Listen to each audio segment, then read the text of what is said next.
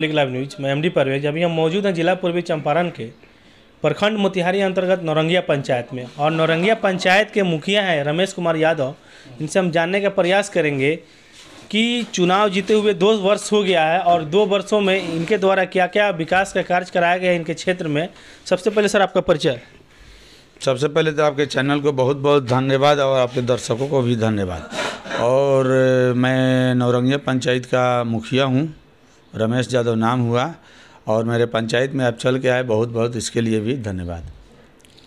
मैं जानने का प्रयास करूंगा कि आपके क्षेत्र में विकास का काम क्या क्या हुआ है। सरकार के जितने भी महत्वाकांक्षी योजना है, जैसे में स्वच्छता लोहिया मिशन, उसके बाद मनरेगा के तहत हम लोगों ने 8 किलोमीटर पइन उड़ाही का कार्य करवाया। और गांव में गली बहुत पहले गंदगी रहता था, पानी निकलने का व्यवस्था नहीं था, उसमें हम लोग नाला और रोड का भी निर्माण करवाए। और अभी हाल में छठ पूजा आ रहा है, इसके लिए भी हार्दिक सभी मेरे पंचायत वासियों के हार्दिक शुभकामनाएं एवं बधाई।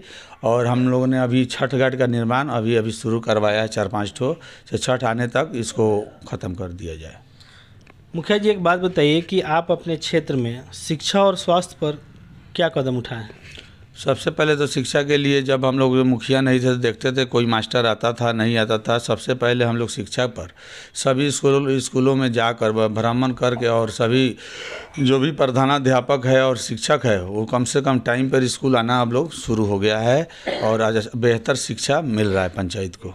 के पाठक के द्वारा जो नियम लगाया गया वो क्या वो नियम सही मायने में सही है या गलत? देखिए, वो तो सरकार का अपना योजना है, जो भी चीज़ है सरकार उसको मॉनिटरिंग करती है। फिर भी हम लोग जनप्रतिनिधि के नाते जो भी होता है, जहाँ तक हम लोग के भी सुविधा मिलता है वहाँ तक हम लोग पहुँचते हैं, और उस बात को अपने वरीय पदाधिकारी तक पहुँचाते हैं। ऐसे कोई भी मामला है आप लोग उसको बढ़िया से देखिए। और रही बात के पाठक की, तो जब से के पाठक की नियुक्ति हुई है इस विभाग में, तब से पूरे शिक्षा विभाग में तो हड़कंप मचा हुआ है। अब लोग टाइमली स्कूल जा रहे हैं, पहुँच रहे हैं। ऐसे भी बिहार का जो शिक्षा व्यवस्था था वो बहुत बदतर हो चुका था। कहीं ना कहीं के पाठक के आने के बाद देखा जा रहा है कि स्कूल में शिक्षक टाइमली पहुंच रहे हैं। लेकिन मैं बता दूं अपने चैनल के माध्यम से कि आज पंचायत स्तर पर तो +2 तक व्यवस्था हो गई है स्कूलों की, लेकिन +2 तक के विद्यार्थियों को पढ़ाने के लिए शिक्षक की व्यवस्था नहीं है। इस पर आपकी क्या राय है? इसी चीज़ को देखते हुए सरकार ने बहुत महत्वपूर्ण ये गंभीरता पूर्वक लिए बीपीएससी के तहत सभी शिक्षकों का बहाली कराया गया है। से जो भी वो टीचर हो बच्चे के लिए बेहतर हो, उसके भविष्य के लिए बेहतर करे, इसीलिए बीपीएससी के माध्यम से एग्ज़ाम लिया गया है। उसमें अच्छा खासा लोग भी अपना योगदान दिया है। लोग अब धीरे धीरे सबका काउंसलिंग हो ही रहा है, सब स्कूल में अपना योगदान करेंगे, अच्छा शिक्षा व्यवस्था बहुत सुधर जाएगा। सर, स्वास्थ्य के बारे में क्या कहना चाहेंगे? आपके यहाँ कोई पीएचसी है छोटा मोटा? पीएचसी उप स्वास्थ्य केंद्र है लखौरा में, मेरे ही पंचायत में पड़ता है। हाई स्कूल है मेरे ही पंचायत में, मिडिल स्कूल, बहुत से सारे स्कूल भी है, और टाइमली डॉक्टर भी आ जाते हैं। और थोड़ा थोड़ा रहता है अपना तक क्लिनिक ही लोग चलाता है कहीं कहीं, लेकिन हफ्ता में 2 दिन 3 दिन लोग आता है यहाँ। मैं बता दूं कि आपके पंचायत नौरंगिया में लगभग 2-2.5 साल पहले मैं आया हुआ था यहाँ पर, तो उस समय की जो स्थिति थी, जो रोड का जो स्थिति था, वो रोड का स्थिति बहुत बदतर था। तो अभी जब मैं यहाँ पर आया तो रोड की स्थिति बहुत सुधार है रोड की स्थिति में। तो इसमें आपको काम करने में कोई बाधा तो उत्पन्न नहीं हुई? नहीं, सब लोग का सहयोग मिल रहा है, जो भी है आम जनता है सब लोग सहयोग से काम करवा रहे हैं। लेकिन जो आप 2 साल पूर्व की बात बता रहे हैं, पूर्व में तो ऐसा हो गया था उसे आप एक गाड़ी रोड में आता, दूसरे को कहीं कहीं जगह मिलता था वहाँ साइड लेता था, नहीं तो कहीं साइड लेने के नाला का बस से बदतर स्थिति था, रोड भी मेरे यहाँ नहीं था। लेकिन हम लोग सभी जनता के सहयोग से अच्छा पहल किए, और अच्छा कदम 2 साल में बहुत चीज़ का बदलाव हो गया। आप कहीं भी जाइएगा मेरे पंचायत में, बहुत ऐसा कम जगह है जहाँ कुछ है बीमारी बढ़ा हुआ है आम जनता में, धीरे धीरे समाप्त हो रही है। लेकिन फिर भी हम लोग 70% तो काम कर ही दिए हैं पंचायत के 2 सालों में। एक बात मुखिया जी, कड़वा सवाल, आपके दरवाजे पे जो डस्टबिन जो दिखाई दे रहा है, ये डस्टबिन पंचायत में बांटना है, तो आपके दरवाजे पे डस्टबिन क्यों रखा हुआ है? आपके जो कहना है सत्य है, लेकिन आपको जानकारी होगा वहाँ देखे होइएगा से जो भी पंचायत में अभी WPU का निर्माण नहीं हुआ है, कुछ ज़मीन में अड़चन आ गई, उसके चलते NOC मिला हुआ है, लेकिन कुछ दबंगों के द्वारा उसका निर्माण में बाधा पहुंचाया जा रहा है, जिसके कारण जो आप डस्टबिन देख रहे हैं वो सवेरे सवेरे जो कचरा का उठाव होता है, आज वहाँ पे ठेला भी देखे होइएगा, तो उसका डस्टबिन है वो, दूसरा कोई डस्टबिन सवेरे वो लोग साइकिल पर अपना लेता है और हर मोहल्ला हर वार्ड में जाकर कचरा का उठाव होता है। अभी जगह नहीं होने के कारण मेरे ही दरवाजे पर सुरक्षित के चलते वहाँ खड़ा लोग करता है। स्वच्छता अभियान के तहत जो सफाई होता है वही डस्टबिन इनके दरवाजे पर रखा हुआ है। और हम बता दें कि कचरा डैम का निर्माण हुआ आपके यहाँ कि नहीं? ना, अभी तो नहीं हुआ है, वही नहीं बताएं, कुछ कारण है, ज़मीन का NOC ये CO साहब टाइमली देते नहीं हैं, उसके चलते रुका हुआ है, अभी तक नहीं हुआ। साल भर हो गया कचरा उठाव होते हुए, लेकिन कुछ जनप्रतिनिधि और कुछ गांव के ही दबंगों द्वारा उसको निर्माण में बाधा पहुंचाया गया, इसी चलते नहीं। मुखिया जी एक बात बताइए, सुनने में आ रहा है लोगों के द्वारा कि जब आप चुनाव के समय जब खड़े हुए थे तो उस समय बहुत अड़चन आपके ऊपर आई हुई थी। अरे अड़चन तो आते रहता है, उसके लिए कोई बात है, जब चुनाव में है और जनता का सेवा भाव देना है तो उतना तो अड़चन आते ही रहेगा। जिसके है से हाँ भाई मेरा चलिए दुकान बंद होने वाला है तो वो लोग तो अड़चन पहुंचाएंगे ही। और हमारे पब्लिक लाइव चैनल के माध्यम से आप अपने जनता को, क्षेत्रवासियों को क्या कहना चाहेंगे? सबसे पहले तो छठ और दिवाली की शुभकामना, और आपके चैनल के माध्यम से जितने भी दर्शक हैं उनको भी पूरे परिवार को मेरी तरफ से हार्दिक शुभकामना है, और धूमधाम से छठ पर्व मनाएं और आपसी सद्भाव बनाते हुए अपना काम धंधा करते रहें। चलिए, और यहाँ पर कुछ हैं इन्हीं ग्रामीण, हमसे जानने का प्रयास करेंगे कि ग्रामीणों की नज़र में क्या विकास हुआ है। बाबा क्या नाम हुआ आपका? जिमदार साहब। जिमदार साहब जी। जिमदार जी बताइए कि आपके क्षेत्र में विकास क्या क्या हुआ है? मतलब रोड पॉइंट जब गांव में निकलेगी तो अब दूसरा कथी की जो बाकी बात। कुछ हैं इन्हीं ग्रामीण, हमसे जानने का प्रयास करेंगे कि ग्रामीणों की नज़र में क्या विकास हुआ है। बाबा क्या नाम हुआ आपका? जिमदार साहब। जिमदार साहब जी। जिमदार जी बताइए कि आपके क्षेत्र में विकास क्या क्या हुआ है? मतलब रोड पॉइंट जब गांव में निकलेगी तो अब दूसरा कथी की जो बाकी बात और मुखिया जी बनाइए दिया तो अब दूसरा कथी हम नहीं कोई। तो आने वाला समय में मुखिया जी को फिर से मौका दीजिएगा आप लोग? हाँ जरूर।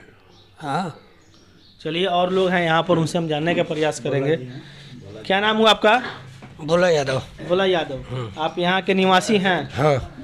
तो क्या लगता है कि मुखिया जी जो अभी वर्तमान में मुखिया जी हैं रमेश कुमार, उनके द्वारा आपके क्षेत्र में जो काम कराया गया वो काम सही मायने में सही हुआ है? बहुत सही है भाई, सही हुआ है, बहुत सही हुआ है। पूर्व में आप लोग जिस तरह कीचड़ में झेलते थे उससे तो लाख गुना बेहतर है। रास्ता नहीं था जाने नहीं। मुखिया जी को कुछ कहना चाहेंगे हमारे चैनल के माध्यम से? नहीं, मुखिया जी तो बहुत अच्छे हैं, यही कहेंगे, काम करा रहे हैं, अच्छा से करा रहे हैं, कोई दिक्कत नहीं है। सुनने में आया कि आपके इधर राशन उसन लोग कम देता है, उसके बारे में क्या राय है? नहीं, राशन तो कम नहीं देता है।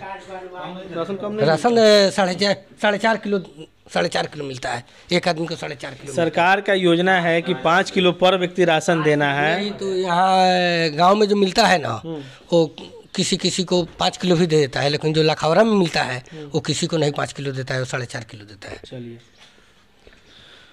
और कुछ कहना चाहेंगे आप लोग? क्या कहना चाहेंगे भैया क्या के बारे में कुछ बताइए? विकास क्या हुआ आपके क्षेत्र में? विकास तो बहुत हुआ है हमारे क्षेत्र में। इतना विकास तो हम लोग पूर्व से मुखिया जी कई साल बीत गया लेकिन नहीं देखे थे हम लोग। ये मुखिया जी का रीजन में विकास का तो, हालांकि माननीय नीतीश कुमार जी के द्वारा कहा जा रहा है कि मुखिया जी लोग को जो फंडिंग जो होना चाहिए था वो फंडिंग सही से नहीं हो रहा है, जिसके वजह से विकास भी अधूरा पड़ा हुआ और काम रुक रुक के पड़ा हुआ है। तो मुखिया जी एक बात बताइए हमको कि धरातल पर जो आप लोग काम करवा रहे हैं वो काम का पैसा कब मिलेगा आप लोग को? कितना दिन लगेगा? देखिए, जो भी योजना अभी चल रहा है मेरे पंचायत में मनरेगा के तहत हम लोग काम कर रहे हैं, और जो भी नए नाली पाइन है, जितना नाला का निर्माण हुआ है वो टोटल मनरेगा के तहत हुआ है। तो पैसा का आता है, वाउचर लोड हो जाता है तो सरकार पैसा दे ही देती है। इसके चलते हम लोग विकास को बाधित नहीं कर रहे हैं। जो भी 15वीं है खस्टम है सरकार के, उसमें कुछ भी लगाना पड़ता है ना? टोटल पैसा तो अपना ही लग रहा है अभी। और जो 15वीं और ये खस्टम का जो होता है उसमें नीतीश कुमार की कुछ योजना, जैसे नल जल जो अभी हम लोग से हटा दिया गया, पीएचडी को दे दिया गया।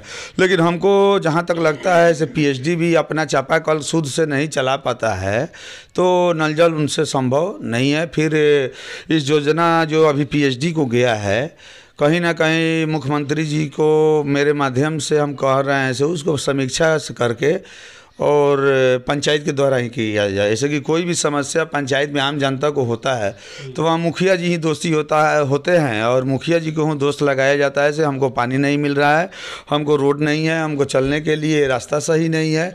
तो इसके माध्यम से सभी योजनाओं पर मुख्यमंत्री जी गाइड नहीं कर सकते हैं और अफसरशाही तो बिहार में आप देखिए रहे चरम सीमा पे है। तो इसके लिए मेरा मशवरा है से आप जितने भी आपके जेई हैं, प्रखंड विकास पदाधिकारी है और नया पर विकास पंचायती राज पदाधिकारी का भी व्यवस्था कर दिए। तो मॉनिटरिंग करने के लिए आपके पास अफसर पर्याप्त है, तो आप पंचायत के स्तर से करवाएंगे तो बेहतर विकास हो सकता है। आपका पीएचडी अभी तक मेरे पंचायत में पानी का किल्लत हो गया था, हम अपने 4 टैंकर लगवाकर आम जनता तक पानी पहुंचाने का काम किया। ये आप पंचायत में घूमिएगा तो आपको पता चल जाएगा, लेकिन सरकार के द्वारा कोई ऐसा नहीं उपलब्ध कराया गया से जिससे आम जनता की परेशानी को दूर किया जा सके। सरकार के द्वारा तो स्कीम लगाया गया नल जल योजना, लेकिन नल जल योजना धरातल पर सही मायने में नहीं उतर पाया, जिसकी वजह से लोगों को बहुत सारी परेशानियां हुई है। देखिए, नल जल लगाया गया उस समय सरकार की बहुत बड़ी महत्वाकांक्षी योजना 7 निश्चय में इसको लाया गया था से आम जनता तक अच्छा खासा शुद्ध पानी का व्यवस्था किया जाए जिससे बीमारी की समस्या दूर हो जाए।